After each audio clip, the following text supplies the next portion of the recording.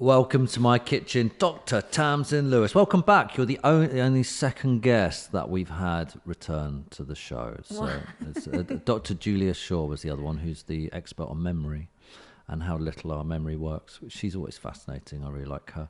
We've got some more returning guests, but thank you for coming back. I've got your present as always, and it's really easy to buy for you now because I just know I can buy you balsamic vinegar and you'll be happy because you eat so much of the stuff. So that's the expensive stuff again. Thank you. I've gone drink for it. that. Yeah. I know you do. Yeah. I think it's a mental Only vintage amount of. though, right? Mental. Full of polyphenols. Why do you do balsamic vinegar again? So much of it. A couple of things. One, it increases. Come forward to the mic a bit. Sorry, yeah, I should do that. It increases the acidity in the stomach, which is bizarrely what people don't think is going to help them digest food, but actually enough acidity in the stomach helps you break down the fats and proteins and helps you get more from your food. So that, and it's full of the good stuff's full of polyphenols, antioxidants, which all help towards the longevity. What's polyphenols? Antioxidants is the anti-cancer thing, isn't it? What's polyphenols? Well, similar? they fit into the same group. So polyphenols are a type of antioxidant. Just keep Right. it like that.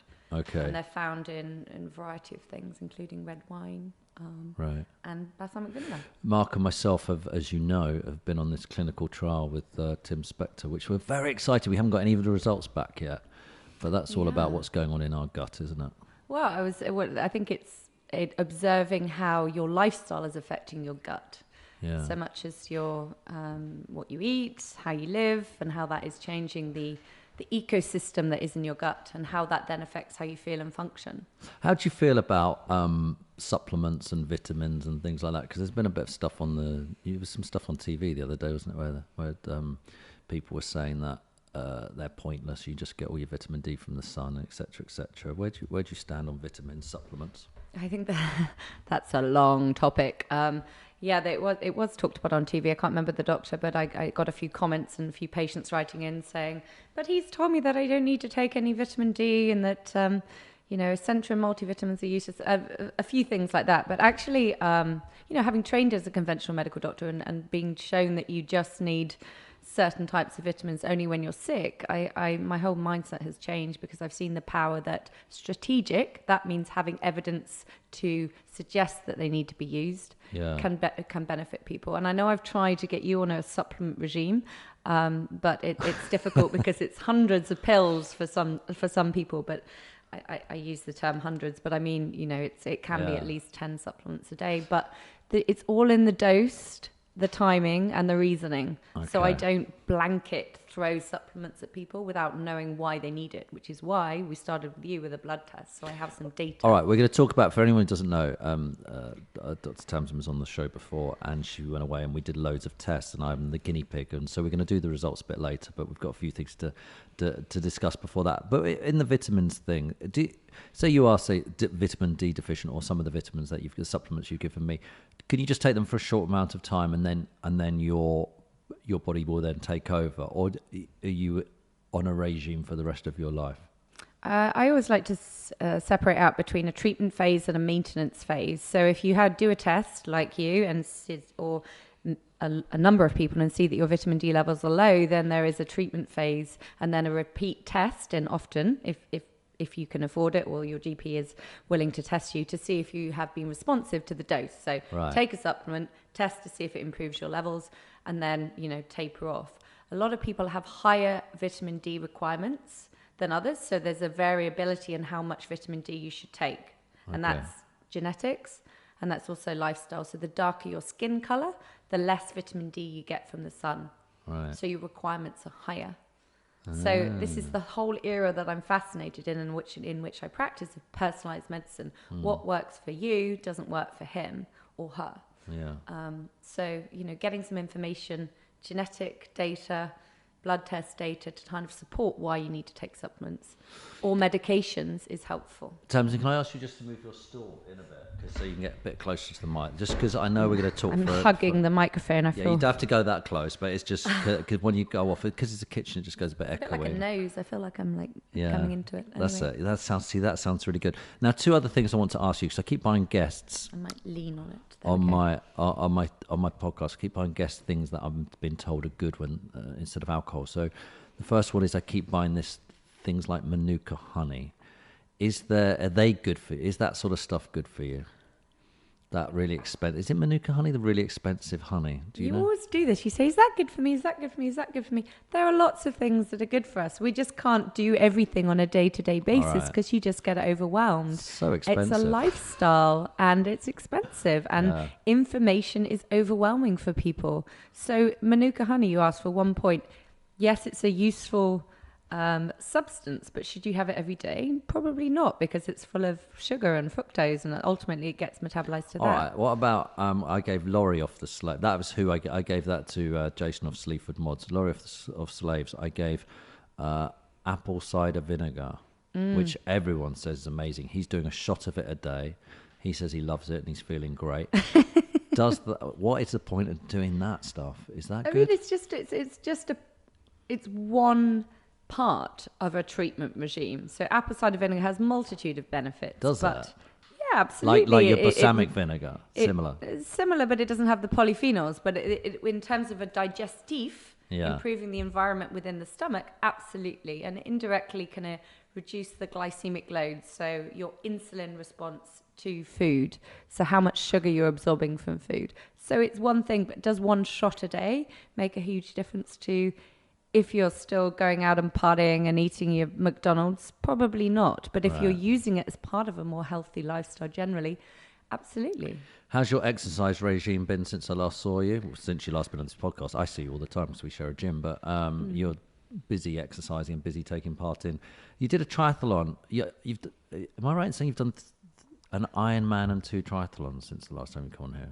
Yeah, so I'm a recovering exercise addict. Well, you're not recovering very well because you're going in. You do so many lengths in the pool. It's incredible.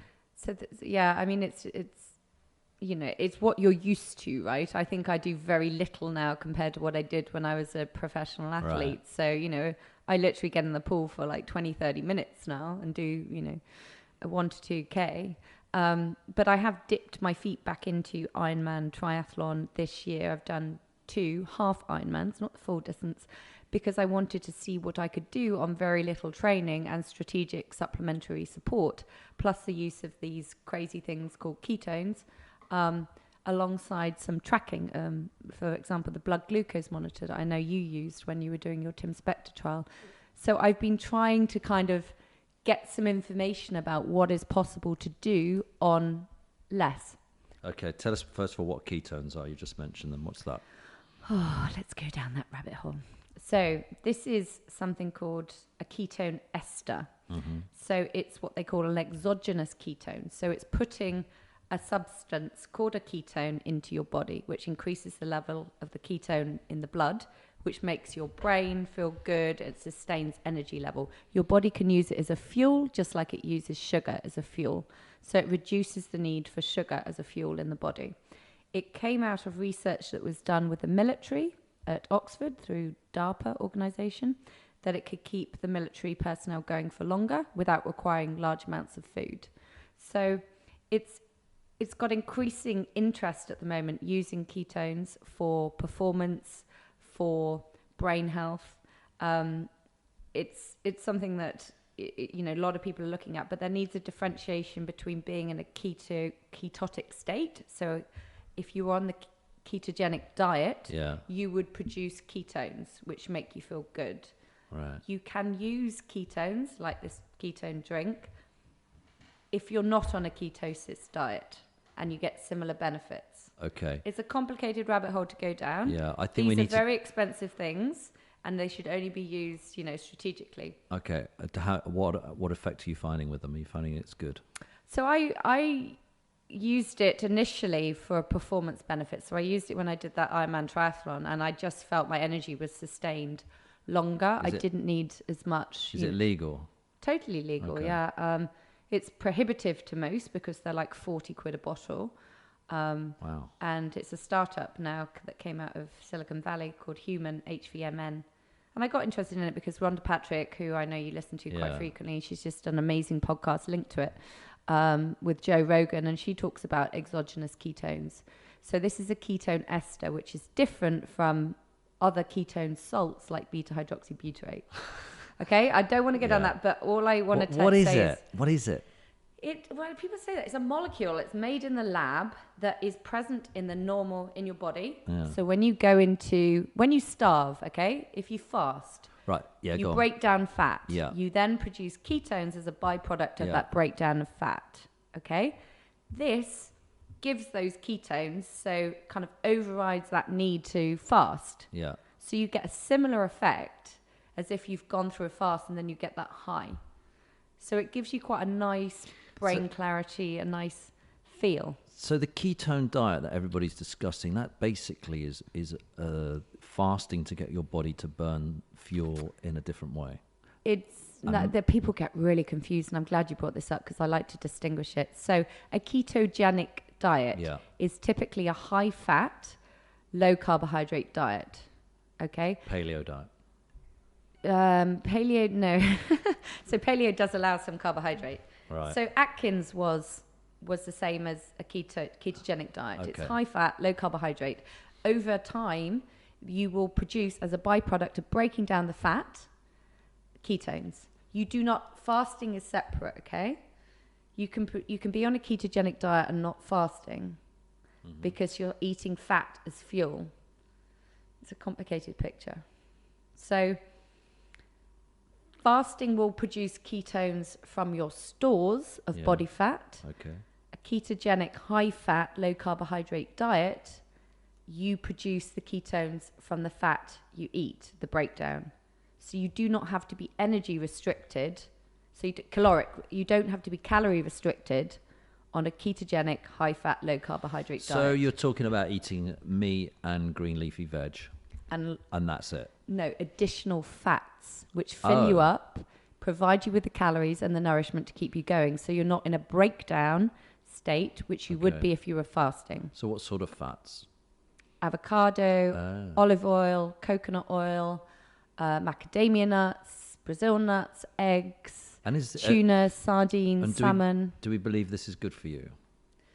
I think increasingly the evidence is suggesting that it is good to eat that way. I think Atkins got a lot of criticism because they were encouraging a lot of processed meats and meat consumption generally, and obviously the quality of the meat, where it's sourced from, determines how healthy it is as well. So when you did your Ironman, you were trying to look at the way your body was functioning via diet and also supplements. Kind of, and a bit of it was just tapping into that community again and going, can I get through a 2-kilometer swim, a 56-kilometer bike, and a half marathon on very little training? My past fitness. All right, so I follow you on Instagram, and I saw you standing on a podium. Did you podium on one of them? Yes, I did on the Nice one, but it was so you're not training and you still got on a podium. It was amateur. I almost felt embarrassed. Why? And I didn't accept my spot because I qualified for the World Championships there as an amateur, because I'm nearly 40 now. I've been a pro, although I was working part-time as a doctor at the time.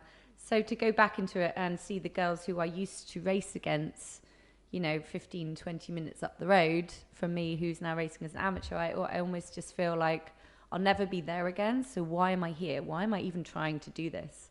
Right. And it's because you get caught up in the whole Ironman brand. I mean, it's huge. It's a multi-million, if not billion-pound industry now. So were you disappointed you didn't win the amateur? Where did you come in the...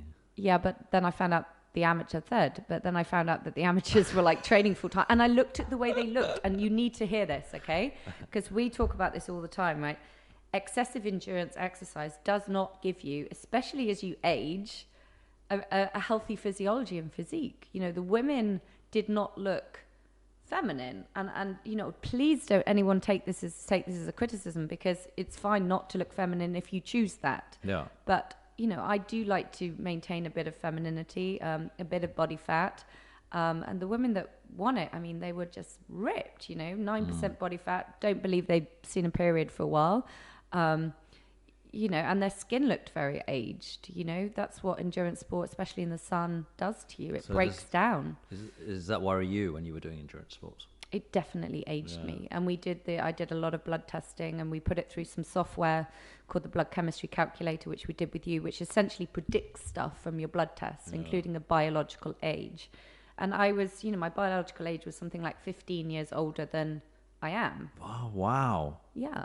And that is mostly because I'm in what they call a chronic state of catabolism, or was, which basically means breakdown, high stress hormone levels, low female sex hormone levels, which is common in female athletes as they age. And all of that, my antioxidant levels were low, all of those kind of things. There was too much stress going on in my body. Is that reversible? It is. So whilst I'm very cardiovascularly fit, or was, actually from a longevity, living well longer perspective, I certainly wasn't. The thinning skin, drying skin, wrinkles. You get signs of premature aging, but you've got low body fat and you're very fit, so people think you're healthy. I don't think that's the case. Oh, I wonder what the endurance athletes listening to that would make of that then. Well, I'm obviously I'm not the first person to talk about this. Peter Attia talks about it quite a lot. It's one of the reasons he's given up doing crazy long endurance events. Is there a tipping point? I reckon it's around, it's around the sort of 40. I think that's the point. But I wonder how much exercise. I listened to a podcast once with a guy, and I can't remember who it is. I listen to so many podcasts, as you know, like yourself. And this guy was saying he believes 20 minutes a day is maximum exercise. Anything over that is dangerous for you. And I was like, what? 20 minutes a day? No one does that. Anyone who goes to the gym does an hour, or so. It's. I think that's ridiculous, giving binary information like that, because I don't think it's applicable to anyone. Yeah. But people like numbers, and they like, tell me what to do. Tell me 20 minutes. Everyone does, because it makes sense to us. Moving more throughout the day is much better for you, and this is what we know from the research, than going to the gym for an hour and sitting at your computer for the rest of the day. Yeah. A lot of us do that, but we're not designed to do that. So you'd be better off doing 15 minutes in the morning, going for a walk at lunchtime, doing some press-ups or squats or something in the afternoon, encouraging little bits of movement and activity into your day, rather than just going at it and then retreating and sitting down all day. So tell us about the time that you didn't podium. What happened? Bike problems? Yeah, bike problems, didn't you? I'm notorious for bike problems. I generally have podium most of the time. I did Mallorca, half Ironman Mallorca in April, May. Yeah. But that was, I had a sort of crisis of confidence on the run, because I came off the bike first, and then I felt embarrassed because I was leading and I was an amateur, and then I had a bit of a walk, and then... You were leading the pros? No, there you were was leading not the amateurs. A pro race. All right, okay, there, so you were leading... So I was the leading woman. And then you came off the bike. And then I just felt a bit bizarre, because I hadn't done a race in 4 years, like a triathlon, and I was leading it, and then my stomach hurt a bit, so I had a walk, and I was just basically chatting to people on the side of the road, and then I just jogged it in. But still came fourth. I thought your bike broke or something. My bike broke. Didn't your bike snap or something, or the wheel snap or something? I thought you told Not me on that event. I've had that happen previously. But you've come off your bike as well recently, haven't you? Oh, yes. I sliced my leg open. It's quite dangerous, isn't it? Cycling and triathletes and actually cycling. There's a lot of injuries, a lot of collarbones and things snapped, and I've broken my collarbone a few times, yeah. But the irony is, from this bike accident, it was actually happened whilst carrying the bags from the Ironman event back to where I was staying on the front of my bike, and I fell over and sliced it on the chainring. So what did you learn about competing without training then? Obviously you still can do it. I learned that it feels quite a lot harder. You don't.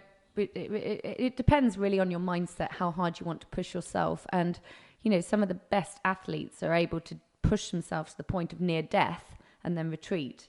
Overcoming that central governor, as we call it in the brain, and sort of pushing yourself past the pain barrier. But that is a form of, almost like a form of self-abuse. And I'm not in the place in my life where I want to abuse or myself anymore, put myself into a place where it's harder to retreat from. To backpedal when you've caused that much damage is hard. But you have that mental capacity to just keep going. I have a very strong endurance engine, which is partially genetic, my dad, and partially because of the... Just to remind people, your dad used to ride in the Tour de France. He was a pro rider and stuff, so yeah, he's has that stuff. I did a watt bike test once at Watt Bike, and they get you to do the remind me, what's it called? VO2 max VO2 test, max test. So you push yourself as hard as you can for, what's the period you do it? Like, is it a minute or something? You go as hard as you can so they can get it. Is it a minute? I don't know, however long it was. The whole thing lasts 20 and they ramp it up. That's it, yeah. So 20 and ramp it up. And they said when James Cracknell did it, as we all know, Olympian, he just didn't stop. He carried on going. Even though he was at max, he just kept going. Whereas when they go to you stop, you can just stop and go, oh, God, because it's so much pain. He kept on going through the pain. And I was told by Matthew Pinsent that when they row, it starts hurting from about 30 seconds in. And then the rest of the race is just pure pain. And it's how you deal with the pain is learning to be comfortable with the pain. I mean, pain is what? Pain is a perception, right? How mad is that, though? It's a perception. So it's there for a reason, right? It's there to stop you killing yourself. But if you know that you're not going to die and there's people to pick up the pieces, you can push yourself and stay at that limit. Right. So when you're looking at the Brownlee brothers or any of the elite athletes, are they in pain because that's how they win? Absolutely, but I think all of these, there's different things there. They have the mental capacity to push themselves to the ultimate limit, but they also have some kind of genetic, inverted commas, freakery that gives them an edge. All of those top-level professional athletes know how to deal with pain. Yes, I guess there's the people that are working with specifically psychologists might be able to push a bit further, but, I mean, it's very hard to say because all of them at that top end of the game, as I said, are there for a reason because they know how to control their pain. Do you miss the pain? I miss that feeling of complete and utter exhaustion and giving it everything for the line. There's a really good picture of me like at the end of a half Ironman in France. It was a really hard one. And there was something like $3,000 between second and third. And I was literally caught the girl on the line, like literally, but I gave it everything. And I remember that feeling. And, once you've done that, it is a drug high, right? You chase it. But don't get that anymore. But that high you got by doing that, what did she feel like by losing it? I mean, when you push yourself through all that pain and you don't quite get the place, how does that feel? Yeah, it feels pretty horrible, but she was in the medical tent for an hour, so pretty out of it. That just seems so mad to me that you watch the guys finish the races and they just the exhaustion hits and you sit on and you just think, wow, you've put your body through absolute hell there. Is it worth it? Clearly it is. Mentally it's worth it. Well, I think to go back from an evolutionary perspective, we were used to going to war and it was hard whether you won or lost but that sense of achievement of battle, of camaraderie, of spirit, that's what a lot of people are in this for. I suppose we're humans 3.0 though now, aren't we? We're not being chased by dinosaurs and lions and stuff, so we don't really need that buzz. No, but maybe we do, and that's why we're chasing other highs, I think. I think that's the way, that hardwiring, that biochemistry, that, DNA of us is not changing in that much in the time span that we're discussing. I asked for some questions for you, and I've got one here that I think is really good, so I'm going to do this. KH Counselling tweeted in to say, hi Tim, would be interested to know how Tamsin overcomes the negative messages of the mind whilst competing in endurance events, and does breath work help? Now, let's take that in two parts. So first of all, do negative thoughts come into your head as you're pushing yourself through all the pain? I think I wouldn't be human if I said no. That didn't happen. I think it happens for everyone. You've just got to be able to. It's a constant sort of play between staying in with the pain and then externalizing your pain. It's so constant. I often say people. It's a classic sports psychology tool. You externalize your thoughts. So when you're like constantly in your head and you're like, ow, this hurts. I'm never going to get there, and then. I've still got this far to go. You have to kind of, stay in the moment, focus on what you can control. So your pedal rate, if you're on the bike, for example, how many calories you're consuming, what you're eating and drinking. And then, take a moment to actually look around you and see and take in the environment, maybe the beauty, the people around you, rather than, staying right in with the pain at the moment. So that happens to me all the time. It happened to me in Nice. I was on the bike going, oh, I don't need to do this anymore. It's uncomfortable. And then, you have to learn from experience. And that once you're at the finish line, the days afterwards, you're going to be so proud of what you've done. That that's really reinforcing. So I would say to people, try when you have those thoughts to think about what you can control in the moment in terms of, like I say, the flow. If it's running, your foot strike, the way you hold your body, your breathing, and also to think about the positive things in your life. Bring color to the event. Okay, so you used to and still work in a bit mental health. That was your job. So that's how you go through life as well, I suppose, is it? Think about the positives, stay in the moment. Yes, and I should probably answer the second part of the question, which we didn't, which was about breath work. I mean, obviously doing breath work when you're in an endurance event is hard, but the point of concentrating on your breathing takes your mind, a bit like yoga, right? Takes your mind away from those thought processes which go on this trajectory, on this rabbit, on this hamster wheel of this hurts, I feel crap, I'm not going to be any good, she's going up the road, he's going up the road, I can't catch them. That competitive, all that thought process, if you just bring it back to what in the moment you can control, I think and thinking about the sense of gratitude, love, all the positive things in your life, I think that really does help. And I have, you talk about mental health. I mean, obviously that is my background. That's where I started in medicine, because I felt that I needed time to spend with people to uncover their why. And unfortunately, mental health was too limited for me because in the conventional sense, it's very much focused on diagnosing, categorizing, and drug regimens, pharmaceuticals. And it always, this whole approach, as I mentioned last time, the biopsychosocial was always what I was about. Taking some of your biology, so that's testing, blood testing, looking what's out of balance there. And the psychology is sort of engaging with people, getting their trust, exploring their personality, exploring their history, because that affects the biology, right? So the two interplay. If you push up one, the other one changes. And then the sociology is environment, is lifestyle, it's relationships, it's all those things. So there's this like web of life, okay? And one affects the other. As I've said to you, sometimes when we change people's biochemistry, blood tests, improving vitamin D levels, changing hormone levels, that changes your filter of the world, which then helps you progress into a different life. Sometimes it can improve motivation, confidence, interactions. Just going back to endurance quickly, I did some cycling and I've done some swimming, but swimming pretty rubbish. Cycling even worse, and some running. You're not that bad. You're being down on yourself. I'm not great, but my cycling. That's how we met, discussing swim technique in the sauna. Exactly right. But I was cycling, and I just brought back those memories there of me being so uncomfortable on a 4-hour cycle. I hated it. That I would do anything but try and cycle. I'd fidget, I'd pick up my water bottle, put it down, move around, do this, do that, alter my costume, kit, fidget, generally, fidget, anything to try and distract myself from the fact that I was cycling. I suppose that separates people like me and you who stay in they call it a flow, isn't it? You get in the flow, you're in the zone, and you're going, okay, I can do this. I'm uncomfortable, but I'm going to keep pushing through because this is what I do. That it's a mindset, is it?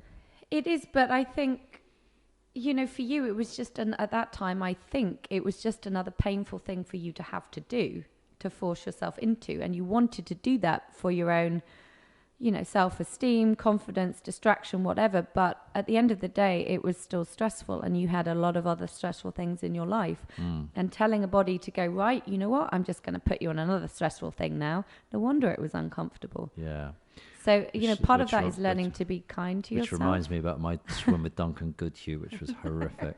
I got out of the pool with Duncan Goodhue, and my body was just, I couldn't tell you how much pain I was in. He got out about 20 minutes before me, but there you go. All right, just for anyone, we do train at the same gym. So the difference between watching Tamsin train and other people train is phenomenal. She's a elite athlete. I remember going one day, just a quick story. We said we were going to have a chat about my results and stuff, and you said I'm just going to go for a quick swim. I was halfway through. I was watching a football match at the gym. I was halfway through the first half of the match. went all the way through then. I went all the way through half time, all the way through the second half, and you were still having your short swim. So that's an hour. That's not typical. Yeah, it is. That's an hour's worth of swimming. That's flow state. That's flow state. I'm at the point now where I don't force myself into any type of exercise. I do it because it makes me feel good. I want to leave the session feeling energized, not depleted. Yeah. That is the key thing to differentiate. But you're monotonous. It's just in a nice way. You just down the pool, changed, come back up the pool, and you do your breathing stuff, which is unbelievable. You hold your breath for loads of strokes and stuff. I watch you do it, and you breathe every 2 strokes, then every 3, then every 4, then every 5, and then back down again, up and down, up and down. Yeah, up to 8, and then 8, 6, 4.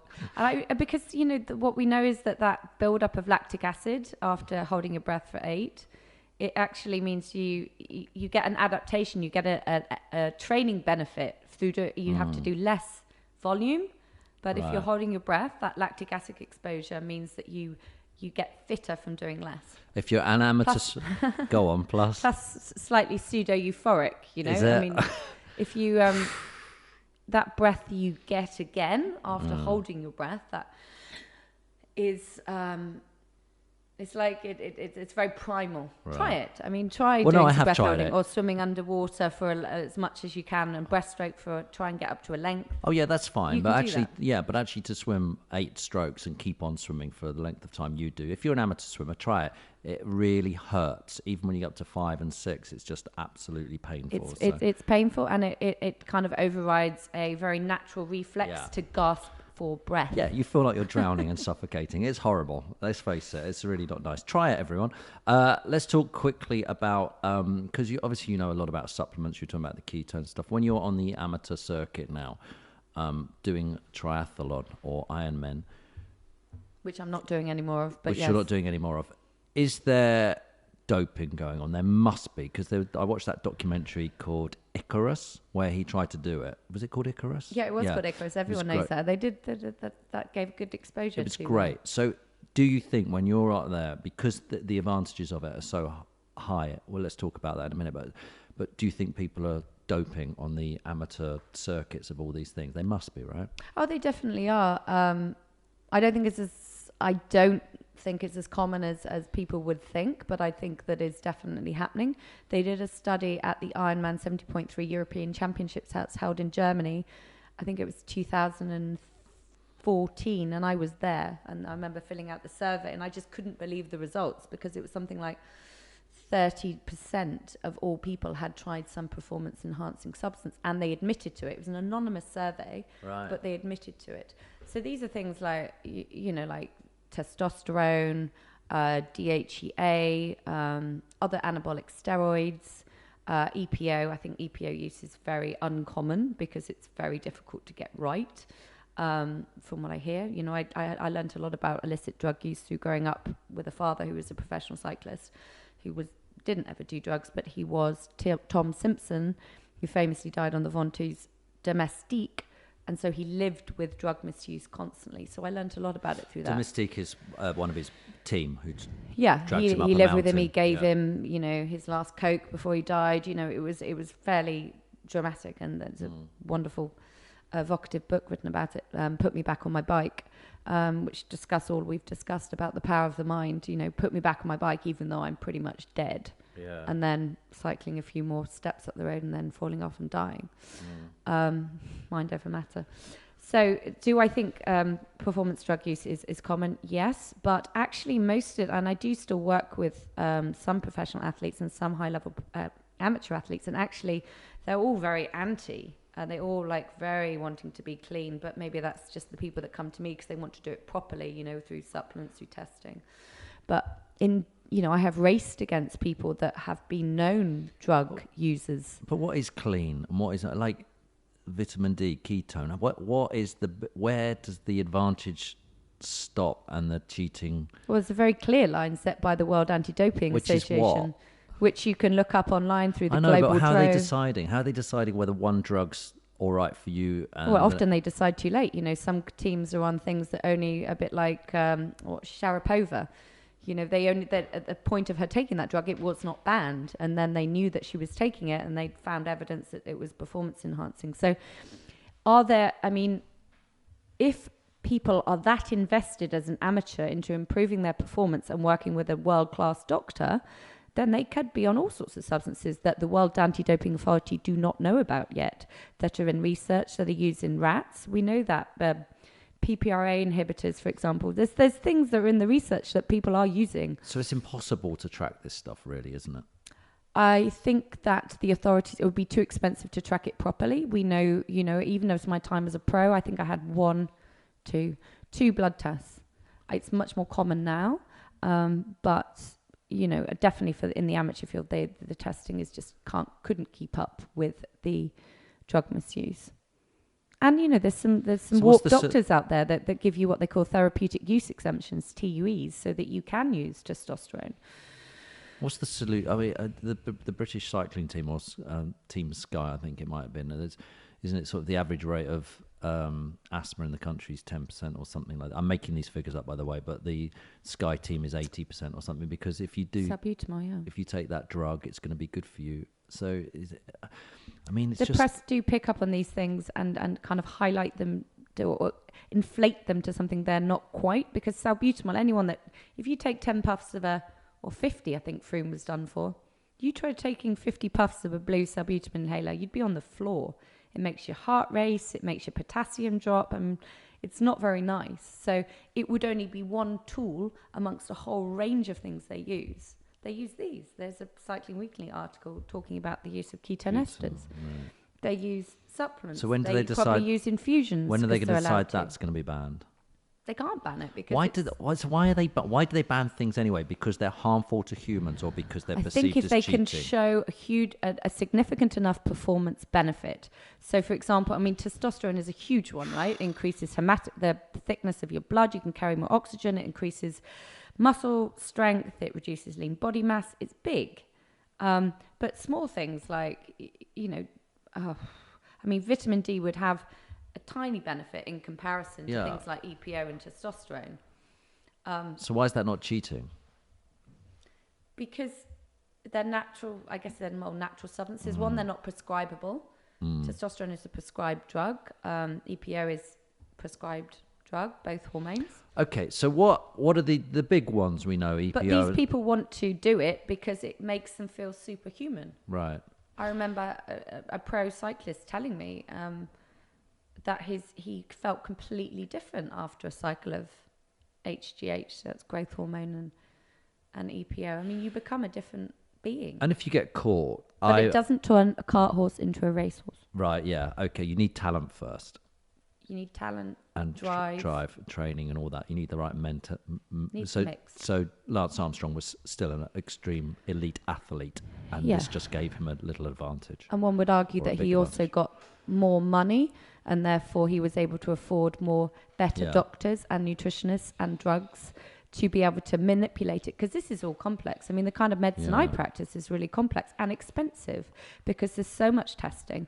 There's different things you put in, and then there's the close relationship you have with the client to work them out. So I did this on a sports panel once. I discussed this, and basically all the athletes on it were saying it should be a lifetime ban. And the reason why they came up with the idea it should be a lifetime ban if you get caught ever is because once you've trained to a certain level, you have a muscle memory, a brain memory that you can train to that level. So even if you're not taking the drug, you're still able to get to a level that you couldn't get without taking without doping. Is this true, do you think? Well, this is what the evidence suggests, that any anabolic steroid use or testosterone use has a degree of muscle memory. Yeah.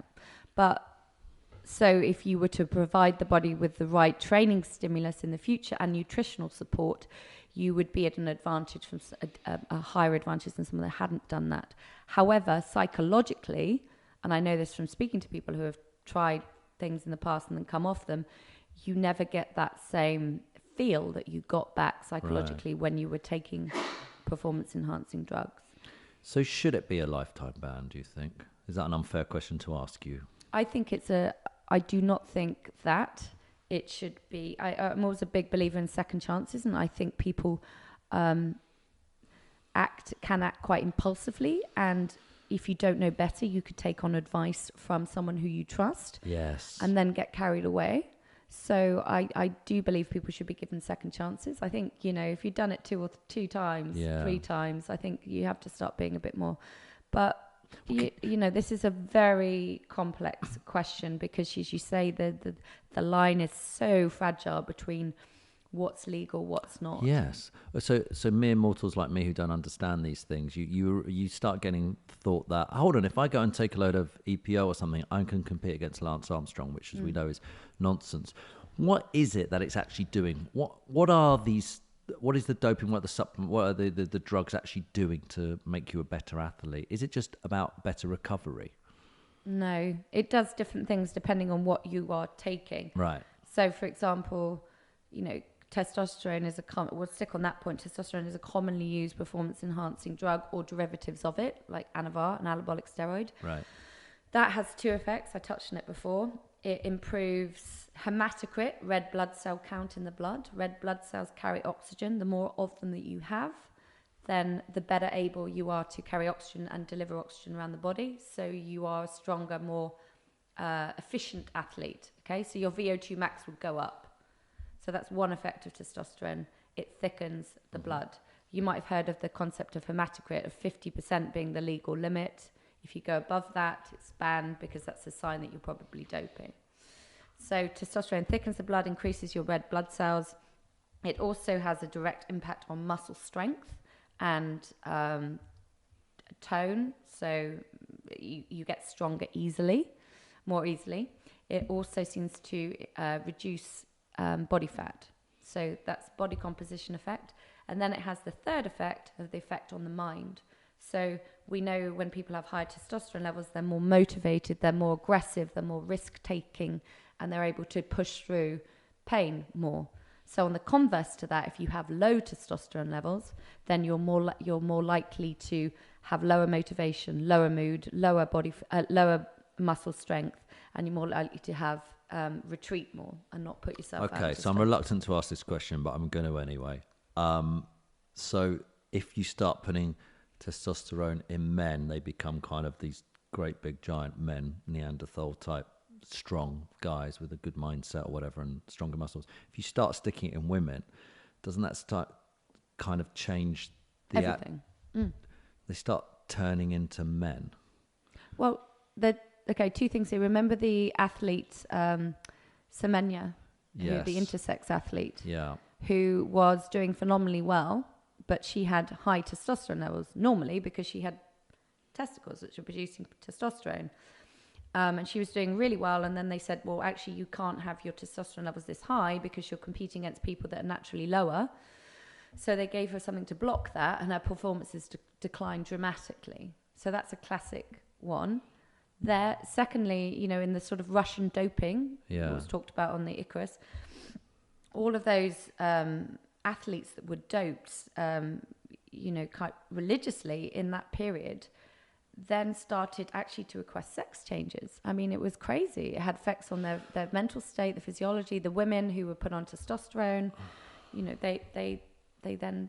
So I suppose in a way it's a bad thing for men to do, but really bad thing for women to do. Worse. Listen, I don't like being binary. You know this about me, and I know that people like to hear black and white. Yeah, okay. But there's a monitoring thing here, right? Yeah. A lot of the leading hormone replacement doctors use small amounts of testosterone in people because it does all the good things. But if you go off the charts and start using too much, you're then going to have the aggressive, risk-taking behavior. You're going to lose your hair because dihydrotestosterone affects their hair loss.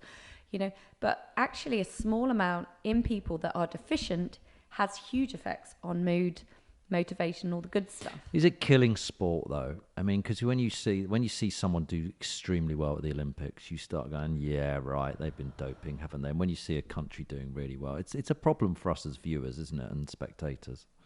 It is hugely, but it also makes the sport, I guess, it makes it more interesting. I mean, those days of Lance on the bike with Landis, I mean, it was just incredible, those feats of performance. It's a very ethical, philosophical question. He's the one who let us down the most. He's such Such a Because wrong he one. lied. It was just the intensity of No, which he lied. yeah, but then he also bullied everybody around him, which was horrible. He was the kind of number one narcissist of the world. He made everyone's life hell. Anyone who came up and said, Lance, we think you're doing this. Anyone in his team who didn't, well, according to all the documentaries.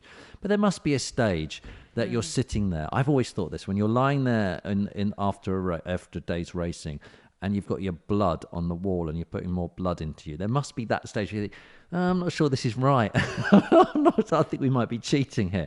That just sounds nonsense, putting fresh blood into yourself, unless everyone's allowed to do it. I mean, it's just absolute nonsense in that. But I think you get into a world, into a very narrow way of living. Yeah. And, this was brought up in, not so much in the Icarus one. David Miller's film, that's the time trial that came out. He talked a lot about this. I mean, you have a very narrow world. Everything, all your environment is controlled, and that's all you see. It becomes your normal. I'm reluctant to criticize people too much because everyone has that. You're right. Everyone has their different thing. But Lance, I think, is really an exception because people keep trying to get him back into the news, and I just think he lets so many people down, all of us down, because we all sat there and go, he's the most amazing athlete ever. Yeah. And he probably was as well, wasn't he? That's the problem. Anyway, let's move on from Lance. I mean, that is a personality. That's a narcissistic personality disorder. And can people change?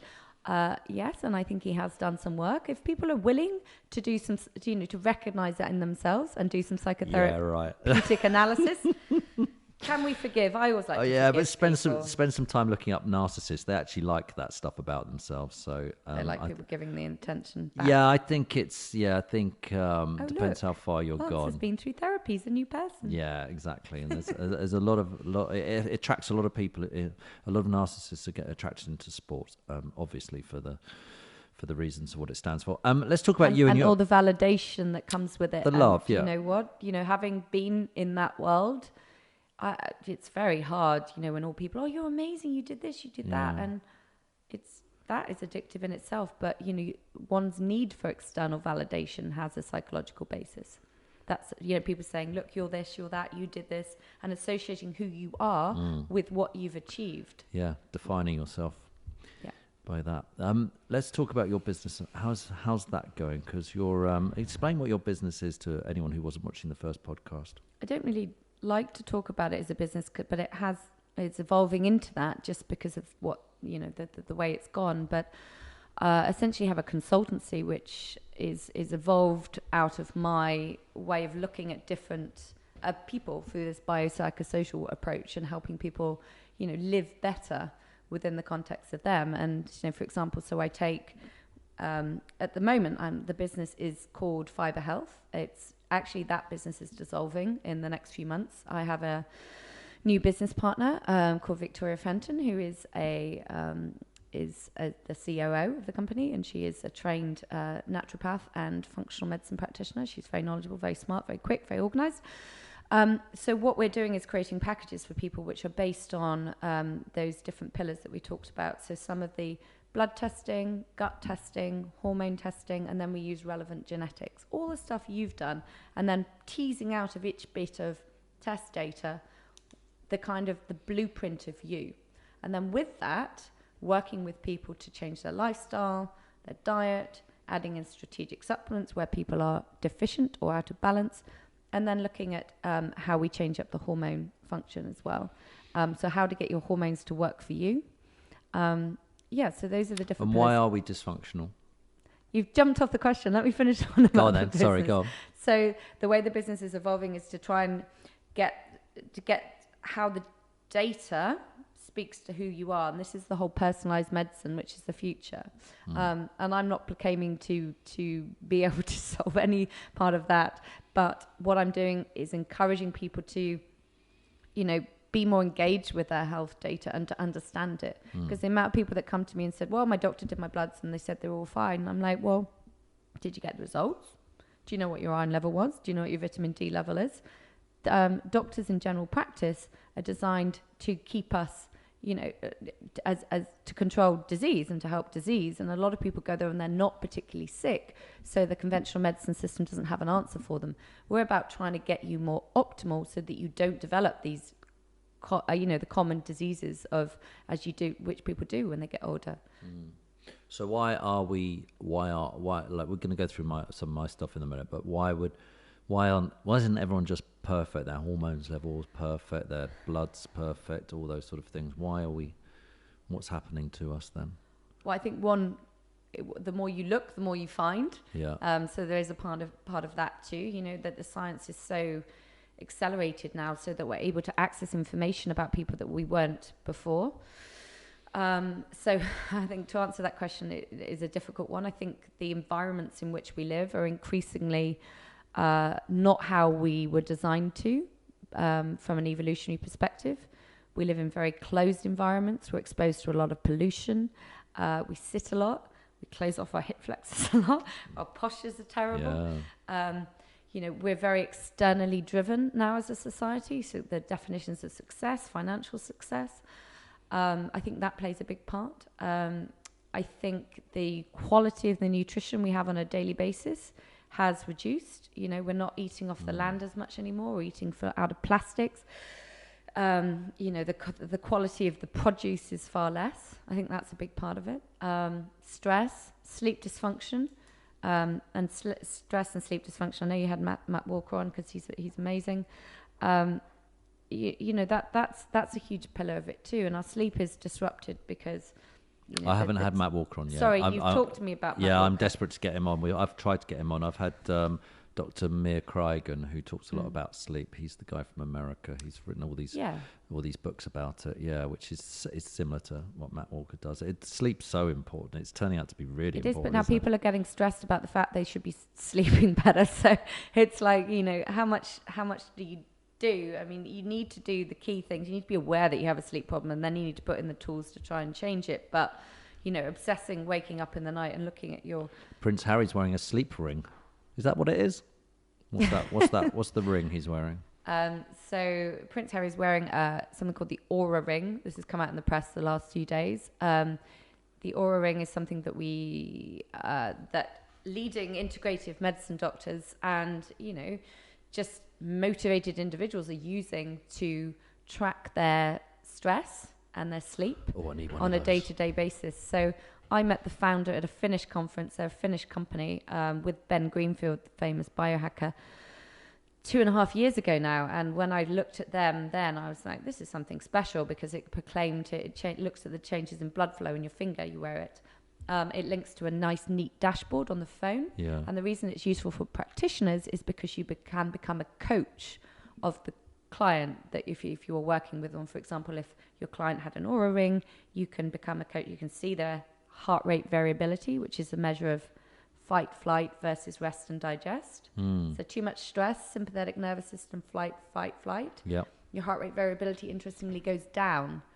And the higher the heart rate variability, the more you're more focused, calm. So having that information means that you're able to show people the effect that their life is having them on a day-to-day basis. So to kind of extrapolate from this and to say, why would Prince Harry be using it? You know, he's someone that appears to be very engaged with his health and the way he eats and exercises, and obviously is aware, given that he's talked about mental health in the press recently, on how the way you think affects the way you feel. And, you know, tracking that through this stressful tour that he's on is probably very insightful. The guy who runs that company must be so happy. The prince is wearing his ring. He's got worldwide press. That's got to be the best thing ever. What a great endorsement. And also, especially as you know, you're a prince, you can't get paid for wearing it. So he's clearly just wearing it because he wants to do it. So it's that's. They do have a problem though, but given that I've got probably about 30 clients who use the Auras now, and there's a wait list because the technology cannot keep up with the demand, you know, so they've got some leading biohackers, Peter Attia being one of them, wearing these rings, and then they talk about it and people go, well, I want one. And I mean, I want one. I've been waiting for mine for 2 months and we're at the front of the queue because I know the Aura Ring producers, but you know, the demand, they can't keep up with the demand at the moment. Talking about technology, it's really interesting because I had a chat with you. It's all this stuff is, by the way, is expensive at the moment, and I know you're keen to get the prices down. That's what you want is everyone massed to be able to analyze themselves eventually. AI is what we need, isn't it? That's kind of the more you can put my blood tests and my saliva tests and stuff into a computer, and you can get the results out, the cheaper it's going to get. Is that correct? Kind of correct. AI, and I've come across this so many times trying to automate my brain. AI needs to be trained by someone. Unless you've got volumes of data, you still need to write the rule system to tell it what to look for. Yeah. And at the moment, we don't have, I say we, I mean integrative medicine doctors, functional medicine doctors generally, no one's collating the information from your genetics, your blood, your microbiome, and how you feel, right? But companies are trying to. There was one company I was involved in, but sadly it done it wrong, and they went under a company called Amixi. But you know, Google, Apple, Amazon are all looking at this, and Apple Health, for example, you know, in the States allows you to put your blood tests in it. But at the moment, it's just a storage interface. Right. No one's making any strategic links between it all, because we just don't know yet. And there's but also people like you who will do these tests start giving us the information so we can see the link between. You did this study with Spectre, right? You know, he looked at your glucose. He looks at your gut. He's looking at how your glucose fluctuates in correlation between what you're eating. So, well, I love it all. I don't mind giving my information away, but a lot of people are very careful, and they're like, oh, no one can have any of my results or any of my bloods or anything, and they're scared of the future and giving it out, understandably, I suppose. So, you know, it might be a bit of a problem with people signing off the rights to people analysing their bloods and things and collating it. I totally agree, unless you can be sold on the fact that it's in a preventative model. I mean, people, for example, like you had with this high iron level, ferritin, right? That over time can cause liver and other organ damage. You wouldn't have known about that unless you did a test with someone like me or ad hoc with a medical check. Okay, let's get into me then, as you've just started bringing it up. And I don't mind sharing my results here with you. And I don't have them up in front of me, so I'm doing this off the top of my head. So, yeah, let's just do it generally anyway. I was the guinea pig, and I did 4 tests here.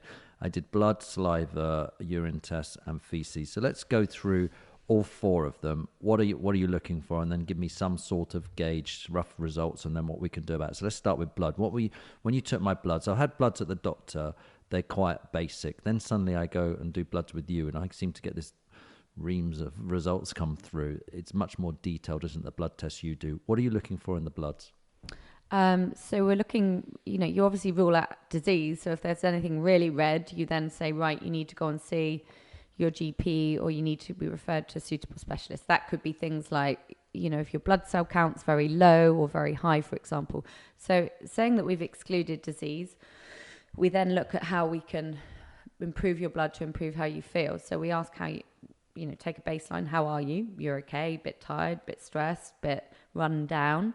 And then you look at, one, how thick your blood is. And I think for you, you know, you had quite a high hemoglobin, a high hematocrit.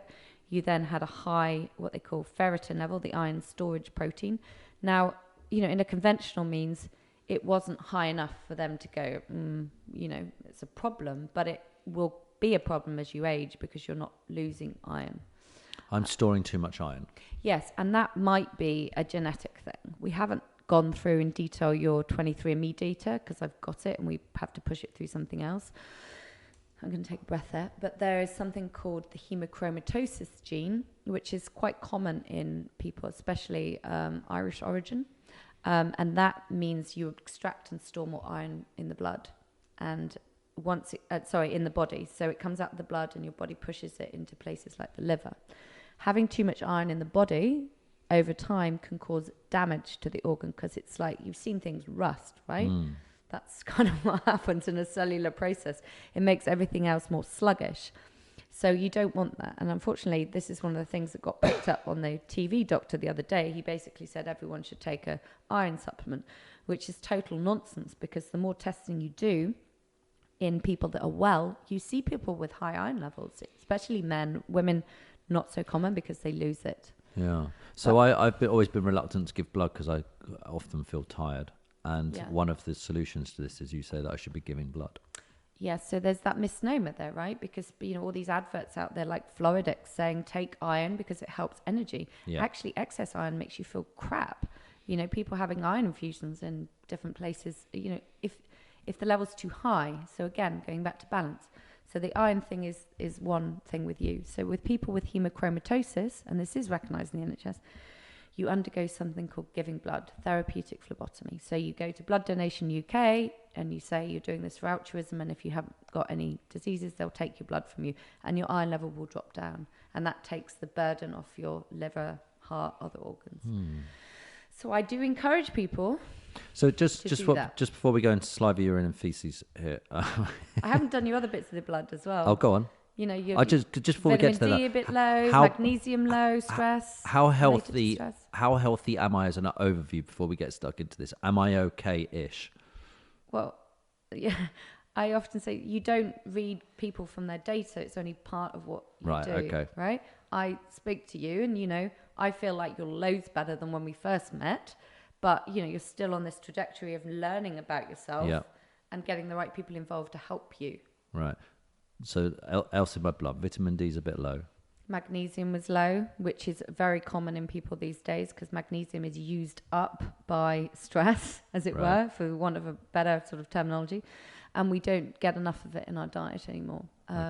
Good common sources, you know, green leafy vegetables, maybe selenium, maybe Brazil nuts, can't off the top of my head. But, you know, magnesium is one supplement that I recommend globally for people because it helps so many aspects of the body. So these are the sort of things that everybody out there might be suffering from. I'm not unique. Very common. I have to say, you know, the common things are low vitamin D, low magnesium, higher iron in middle-aged men, especially if there's a history of drinking, or if I say they have this hemochromatosis gene.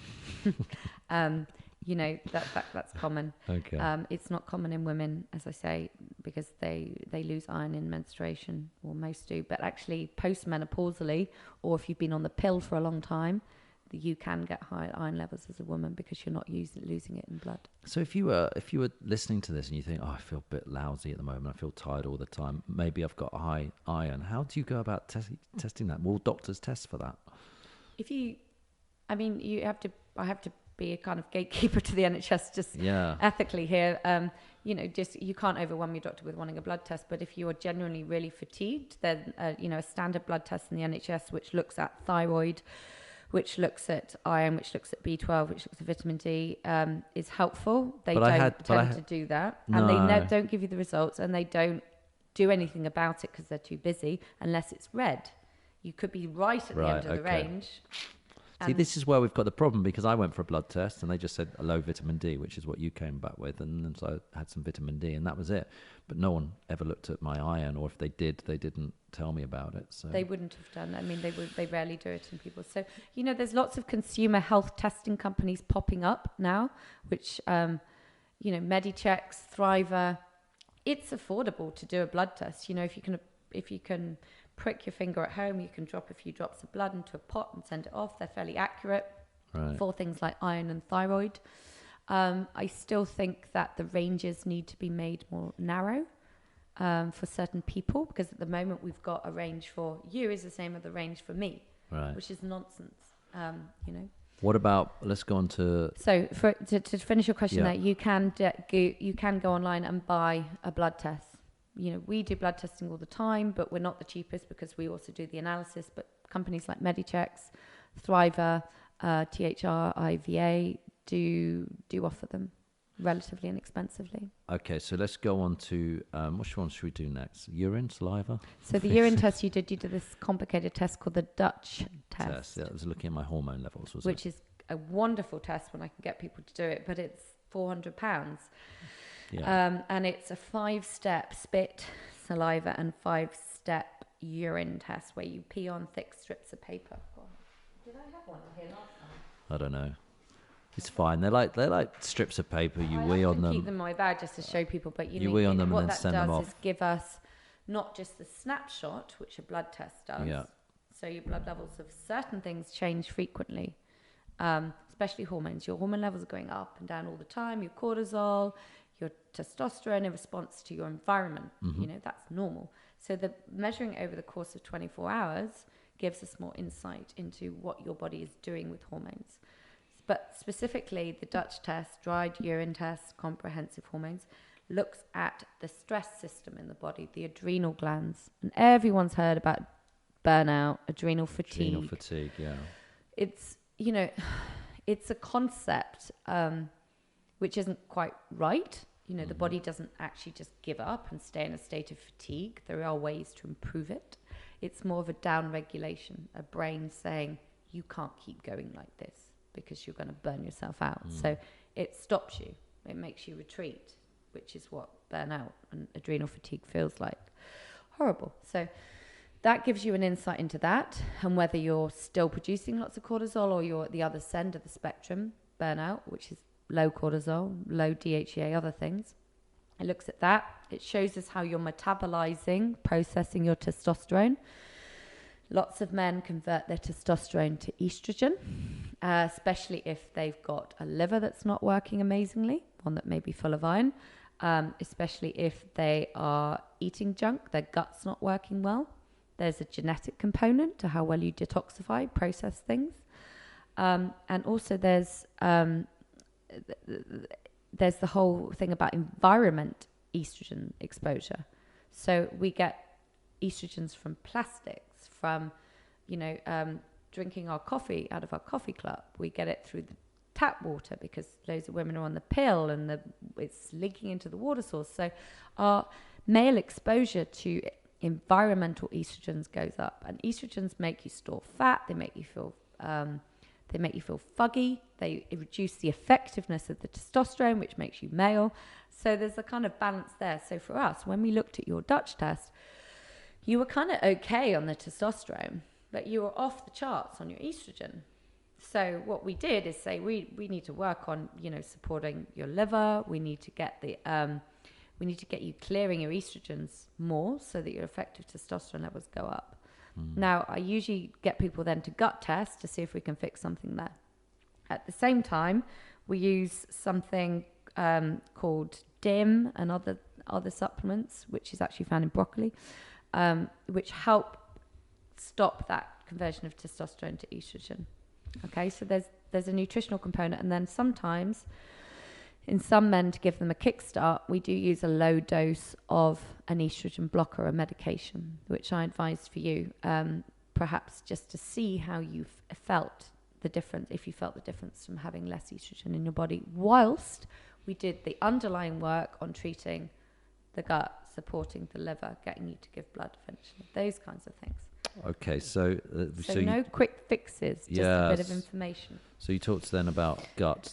That's where the feces comes into it. I had to give some feces samples, and you're looking then for interesting gut health. Is that right? I'm looking at gut health, but I'm also looking at if there's any bugs in the system. So, people understand about treating or looking for and treating, parasites or maybe food poisoning or foreign bugs you've picked up, traveler's diarrhea, etc. But actually, these tests are looking at gut health generally. So they're looking if you've got overgrowth of certain bacteria. Certain bacteria, if they overgrowth, and we're not going to go into too detail here because I have talked about this on somewhere else, we can link to it. We want to kill off the bad stuff, including excess yeast, just to give your whole system a chance to recover. You need to take out dietary triggers if there's inflammation in the gut. So it will tell us if there's inflammation in the gut. It'll tell us how you're digesting your food. It'll tell us if you're feeding the good bacteria enough by looking at the levels of short-chain fatty acids. It'll also tell us your gut immunity. So the test tells us a lot of information about the good, the not so good, the environment that the bugs are living in, and then it tells us what to do about it. And for you, we're saying, as anyone with chronic stress appears to have reduced gut immunity, and that's what we saw when we did your test, that your gut immunity was low, and that meant that things were overgrowing in the gut, taking hold, that otherwise your immune system would be able to fight off, including Candida. And what does that mean? Candida is a yeast. Right, okay. And that is kind of cause and consequence of sugar cravings. So it can make your blood glucose levels, your sugar levels fluctuate because the yeast eat up the glucose. Okay, and then let's wander on to I don't sound very healthy, do I? Let's wander on to the last one. No. I have to say, look, having run about 400 of these tests, you weren't bad. Okay. I mean, I did my own, and I had like 2 types of parasite.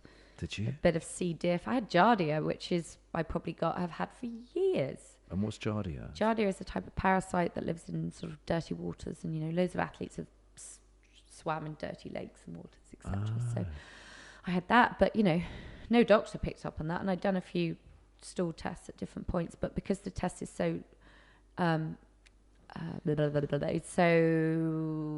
what's the word? Come on. I don't know. Detailed almost. It looks at the DNA of different bugs. Thorough. It picks up stuff. So I treated that, and I was just given a diagnosis of IBS for years. Oh. And God, that really worries me. I don't have IBS anymore. But it worries me so much because I don't think the National Health can deal with all this. This is why we kind of need AI now, and we need to be able to do these tests. My brother, who as you know, died of cancer, he was diagnosed with IBS. I think so many people out there are diagnosed with IBS. Turns out he had pancreatic cancer. Oh my God, that's the same story with my stepmom. And it's such a sad, but I don't blame the NHS because what can they do? They can't take every single person and go, right, we're going to give you a myriad test just to see if you've got cancer or not. That's what they can't do. What they've got to do is when people come back and say, I've still got this, that's when they have to start investigating. But it's tough, isn't it? It's tough because there's so many things that could be wrong with you. It's so hard for them to find them all out. Yeah, and I thought a lot about this question because, I have the ethical thing in my head about the test being so expensive. But, we need to get to the model like 23andMe did, the famous genetic test, which is now on the shelves at Boots. That started by, the wife of Sergey, Google founder. I mean, they funded the cost of the test to get the data to inform the AI, right? Right. Now, so I think the big companies, Apple, Google, Amazon, owe it to society to give some of their billions back to test more people, look at the correlations between people, Yes. how people feel and function, and track them over time. Yeah. Set up an Apple Health clinic, right? Get people to give blood. Let's look at multiple bits of healthy people's blood and start seeing how that correlates with things over time. Let's do the last one then, saliva, because that is the 23andMe, isn't it? I did. Actually, saliva was part of the Dutch test, but you also did the genetic test, which we have only seen the 23andMe dashboard as yet. So we can't really touch too much upon that. But, I am inferring from it that you had, it didn't really tell you much, did it? It told you. The only thing you got out of it, I remember, is the iron thing. Again, it was a confirmation that I had too much iron, wasn't it? Correct. So you had, you were a carrier of the hemochromatosis gene. So there's 2 parts. So Carrier, that makes me sound terrible. Well, Put me in isolation quickly. Get me. If you had 2 copies of the hemochromatosis gene, if you had 2 copies, you would be full-blown hemochromatosis, which means you'd probably be a lot sicker than you are now, and the NHS would take you on board and say, hey, have your free therapeutic phlebotomy to get your blood levels down. That is a thing that happens in the NHS, but often people go undiagnosed with hemochromatosis because they don't know to ask, and then Just okay, so let's try and sort of get some summing up here because I've got in front of me. So the other things we will look at from your 23andMe, your genetic test, is things as it relates to longevity. So there's something called the FOXO3 gene, which tells you how well, if you're going to live longer, tells you how, if you're better on a high-fat diet or low-carbohydrate diet. It also gives you your methylation status, something called the motherfucker gene, which which a lot of people with a history of anxiety, but are very driven personalities often have this MTHFR, motherfucker gene, either 2 copies, homozygous. The problem or is, 1. though, I got it all back and I can't read it. That's the problem. I think 23andMe at the moment, they're improving their dashboard all the time, but it gives you kind of really silly information now, taste sensitivity. I might be left-handed or something. Something like that. They're kind of gamifying it, but actually the raw data is there and different. I can't read it though. So you get the data back and then it means nothing to me. That's the problem. I think genetics, unfortunately, are very, very limited at the moment. I think companies are making claims that they can't really conclusively because, as I said last time, genes load the gun, environment pulls the trigger. So are your genes being expressed? The environment in which you live, how you live life, how you sleep, how you exercise, how you interrelate with people. That shows how your genes are they expressed or not. And there's one company now that have launched this Genes Load the Gun, Environment Pulls the Trigger product. So it shows you whole genome and then which is being switched on. Then you change your life and you see how can you turn the genes off. That's the future, being able to see your genetic expression. That company is called Chronomics. But again, 1,500 quid for a test for a year. That's a lot of money, isn't it? So I've ended up with all these supplements. I'm looking at 1, 2, 3, 4, 5, 6, 7, 8, 9 sort of supplements, and there's also more to come for my gut. It becomes a bit overwhelming. I think that's the problem. So one with it all. pillar of what we're trying to do, and we are doing with my company, is taking those, putting them in 3 easy sachets or even 2 sachets, morning, noon. Oh, that'd be a great idea. Have it in your bag. Yeah, because I don't know. Does exist. Yeah. Yeah, but at the moment, I actually, because I work so intensively with clients, I actually go to the house and I do things like I've done for you here, like write on the bottle, calm brain, sleep. Yeah. So this is something called insomnitol. It contains 5-HTP, which supports serotonin levels, your natural happy hormone. Tiny bit of melatonin, which actually is a prescribed substance in the UK, not in America or France, and a bit of B6, which is calming for the nervous system. So there's the pillars here. Adrenal support, adrenotone, all of these are medical grade products by a company called Designs for Health. So they have good doses, like clinically proven doses, if you look at the research, of things we know can support you. A lot of the vitamins in Holland & Barrett Boots, they're tiny doses and they're crap formulas. So they don't get absorbed. You actually just like pee or poo them out. Or they've got lots of fillers, so anyway, so there's different pillars here. Adrenal support.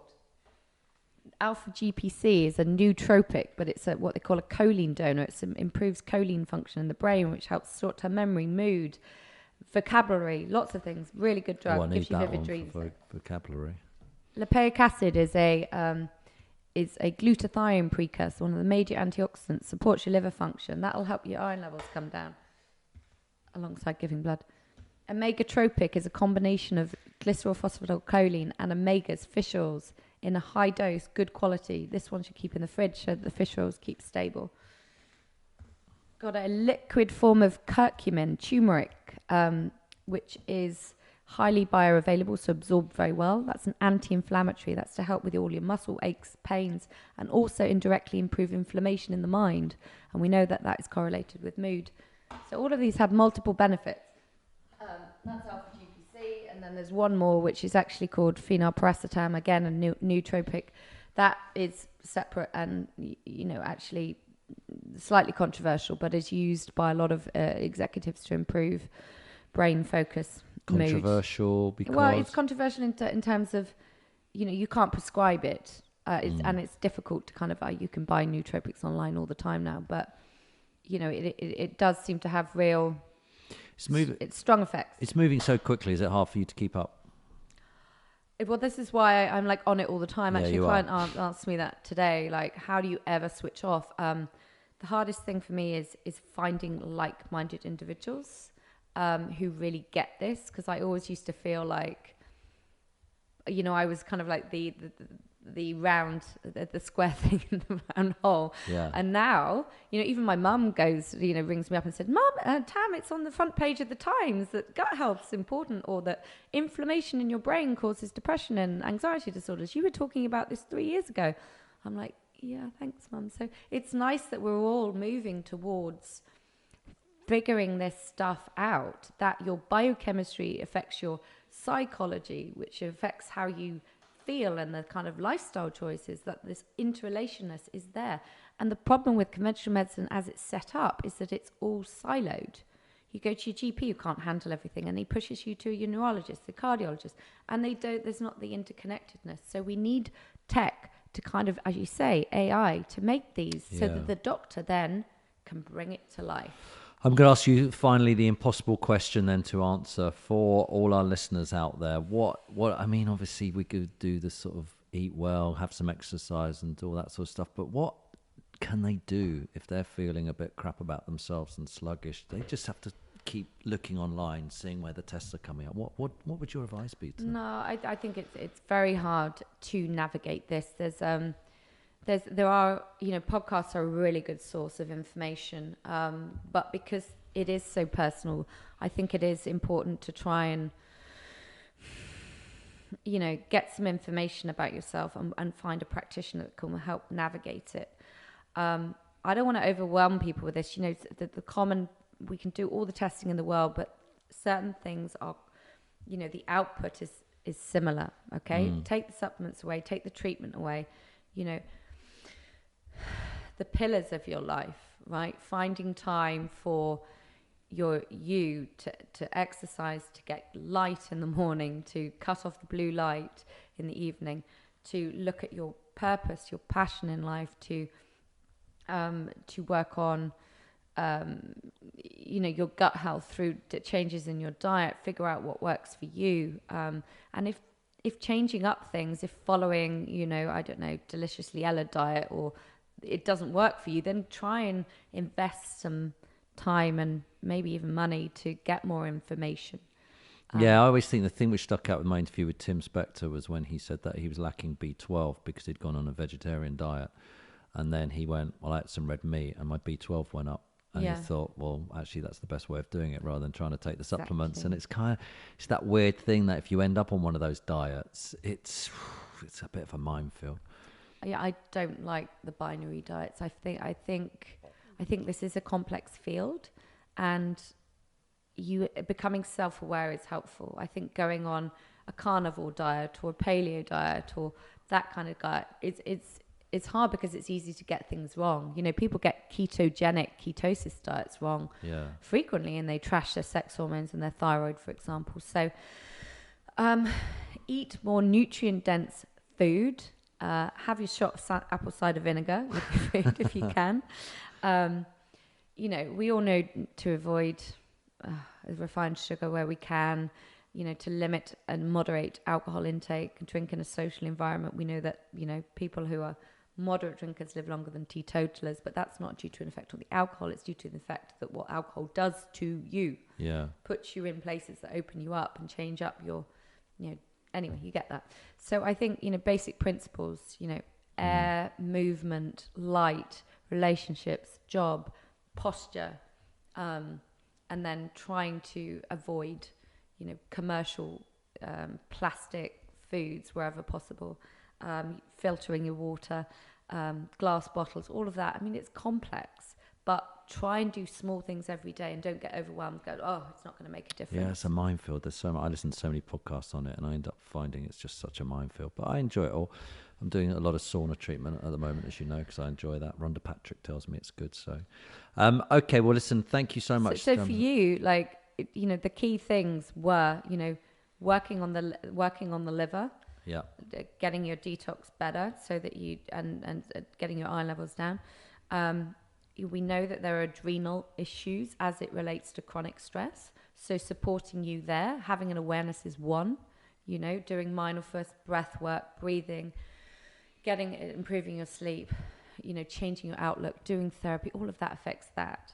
And then, with the gut health, we didn't do any treatment for it because you were going into the Tim Spector trial. I usually kill off yeast. I usually give things like colostrum, zinc, high doses of zinc to improve gut barrier function and immunity. So your gut treatment protocol would help too, especially given that you told me about your fluctuations in blood sugar. Yeah, that's the one thing I noticed from Tim Spector as well. There's everything.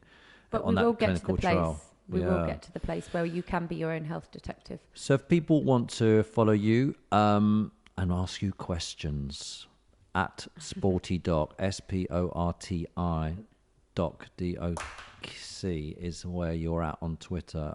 Where else is that at where you basically... We're Twitter? Overhauling everything at the moment, and Right. I really do need a top PA stroke practice manager. So if anyone's interested in this and they there you know... go. Jobs. And That's they what know we're offering as well. Definitely. I mean, like-minded people, creating the tribe, the team is really important, but I definitely need social media management. There you go. We're recruiting whilst we're on air as well. I think you should do a podcast as well. I think with who's your colleague? Victoria, Yeah, I'd I love think to do you a should start podcast. doing one. It's just, I just don't want to be another, add-on to all the podcasts that I are out just, there. I think there's always a demand for health, and people like to do it, and then they can ask you questions directly, and you can talk about it or help people. But maybe And then I can get the word out to more people instead of spending loads of time with individuals. exactly. So that could be the future. Listen, thank you so much, and you can always welcome to come back on this podcast. Thanks, Tim. Thank you. Cheers.